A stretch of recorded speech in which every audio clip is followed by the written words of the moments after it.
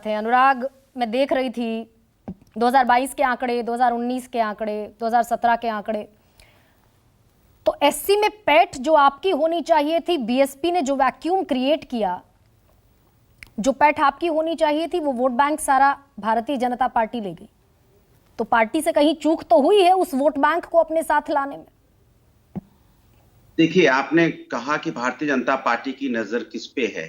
उनको देश की जनता पे नजर नहीं रहती है, उनकी नजर सत्ता पे रहती है। सत्ता कैसे पाई जाए? जहां धर्म की राजनीति होगी धर्म की राजनीति करेंगे, जहां जाति की राजनीति होगी जाति की राजनीति पे आ जाएंगे, जहां नफरत की बात करनी होगी नफरत की राजनीति पे आ जाएंगे। इनको सत्ता चाहिए ना किसी कीमत पे। देखा आपने, जैसे ही अभी चुनाव पास आने लगा, एक व्यक्ति, उसको माननीय कहा ही नहीं जा सकता, जो व्यक्ति पार्लियामेंट सदन के अंदर में खड़ा होके एक हिंदुस्तानी व्यक्ति की, भारतीय व्यक्ति की, इंडियन व्यक्ति की जिस तरह से वो उग्रवादी और आतंकवादी बोल रहा था, ऐसे व्यक्ति को मार्शल को टांगना चाहिए था, पार्लियामेंट के बाहर फेंक देना चाहिए था और बोर्ड लगा देना चाहिए, ऐसे व्यक्ति की इस हिंदुस्तान में कोई जगह नहीं होगी। जो व्यक्ति पार्लियामेंट में खड़े होकर हमारे सदन का अपमान कर रहा हो, हमारे संविधान का अपमान कर रहा हो, लेकिन भारतीय जनता पार्टी के कार्यालय से या उनके नेताओं की तरफ से कोई बयान ना आया हो और बगल में बैठे दो कैबिनेट मंत्री मुस्कुरा रहे हो। सोचो आप, नहीं, उस पर स्पीकर ने एक्शन लिया है।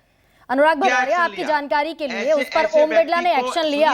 सुनिए, कोई एक्शन नहीं। ऐसे व्यक्ति की सदस्यता खत्म होनी चाहिए जो राष्ट्र का अपमान कर रहा हो, संविधान का अपमान कर रहा हो, देश का अपमान कर रहा हो। देश में हो सकता है हमारी पूजा पद्धति अलग हो सकती है, हो सकता है कि हमारी विचारधारा किसी से अलग, किसी पार्टी से हो सकती है, लेकिन हम सब हिंदुस्तानी हैं। आप उसका अपमान कर रहे थे, मैंने हिंदुस्तान का अपमान कर रहे थे, हमारा अपमान कर रहे थे, हर व्यक्ति का अपमान कर रहे थे जो हिंदुस्तान। देखिए, वो लोकसभा स्पीकर का विशेषाधिकार है, ताकीद की गई है, नसीहत दी गई है। लेकिन मैं लौटती हूँ, एक सेकंड अनुराग भदौरिया, लगता है कि अनुराग भदौरिया एक मिनट मैं आ रहा हूँ, आपके जवाब मेरे विषय पर लौट आइए।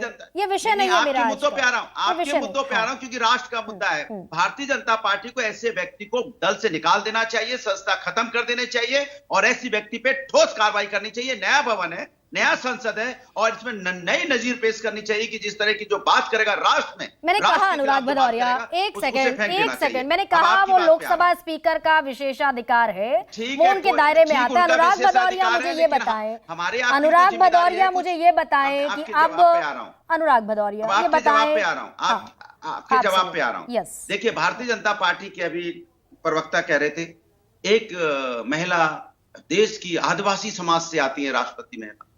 आपने राष्ट्रपति जी का सम्मान किया? क्या आपने पार्लियामेंट बुला रहे थे उन्हीं आदिवासी महिला जो देश की राष्ट्रपति जी है?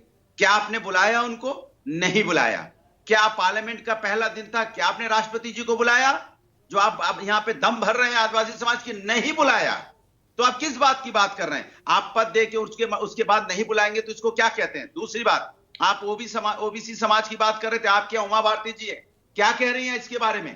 क्या आप उनकी बात को मानने को तैयार नहीं? वो तो ओबीसी कोटे की बात कर रही हैं, लेकिन आप उनकी बात सुनना नहीं चाहते क्योंकि आप दम में हो, सरकार में हो, आप अपने ही नेता की बात नहीं सुन रहे हो। और आप तो दम भरते थे, आपकी किस बात पे यकीन कर ले ओबीसी या दलित समाज या देश का नागरिक? आप तो बेटी बचाओ बेटी पढ़ाओ की बात करते थे, लेकिन बेटियों के साथ अन्याय हुआ तो आपने क्या बोले? आप हथरस की बेटी पे बोले, पहलवान बेटियां जो हमारी हल्ला मचा रही थी उनके साथ अन्याय हो रहा था, बोले। आप मणिपुर की बेटियों के साथ खड़े हुए, नहीं हुए। फिर इसके बावजूद अनुराग भदौरिया, इतनी खामियां है, अब जवाब दीजिएगा, थोड़ा सा प्रिसाइज जवाब दीजिएगा। इतनी खामियां है, उसके बावजूद मैंने जो पूछा सवाल आपसे, वैक्यूम जो बहुजन समाज पार्टी ने किया, वेकेट किया जगह को, वो आप भर क्यों नहीं पाए? देखिए, हम समाज के विकास की राजनीति करने वाले लोग हैं। अगर आप घोषी चुनाव देखेंगे तो मुझे सभी समाज के लोगों ने, चाहे दलित समाज हो, चाहे वो अगड़ा हो, पिछड़ा हो, हर वर्ग ने वोट देके 42,500 वोट से जिताया। इसके मतलब देश की जनता को पता चल गया है कि भारतीय जनता पार्टी सिर्फ वोट की राजनीति करती है, किसी समाज का विकास नहीं कर सकती है। और जहां तक महिला आरक्षण की बात हमने बोला, ओबीसी समाज है, हमारा आदिवासी समाज है, हमारा अल्पसंख्यक समाज है, उस समाज की महिलाओं को भी मुझे आगे लाना चाहिए कि नहीं लाना चाहिए? क्या उनको कोटे में कोटा मिलना चाहिए कि नहीं मिलना चाहिए? क्या भारतीय जनता पार्टी की बात समझ में नहीं आती? उधर कहती है कि हमारे प्रधानमंत्री जो भी समाज, समर्थन क्यों किया अनुराग भदौरिया? सवाल तो ये भी उठता है ना अनुराग भदौरिया, समाजवादी पार्टी ने फिर समर्थन नहीं करना चाहिए था जो 2010 में हुआ, आपको उसी स्टैंड पर रहना चाहिए था, यानी कि कहीं तो डर था, भय था। मेरी बात सुन लीजिए। अभी भी हम कह रहे हैं ओबीसी समाज का इनको सम्मान करना चाहिए। अभी भी अभी ओबीसी समाज में इनको सोचना चाहिए, ओबीसी समाज की महिलाओं को हम कैसे लेके आगे आए। भारतीय जनता पार्टी ओबीसी समाज की बात कर रही थी अभी कि हमारे प्रधानमंत्री जो ओबीसी समाज से आते हैं, हम बात महिला की कर रहे हैं। ओबीसी समाज में जो महिलाएं समर्थन देकर चले आते हैं राज्यसभा में भी और लोकसभा में। ठीक है अनुराग भदौरिया। राजीव रंजन आप चाहते हैं, नहीं मैं इनसे पूछना चाहता हूँ, क्या राजीव रंजन ओबीसी समाज की महिलाओं को ओबीसी के 36 सब इंडिया अलायंस में इस समय है,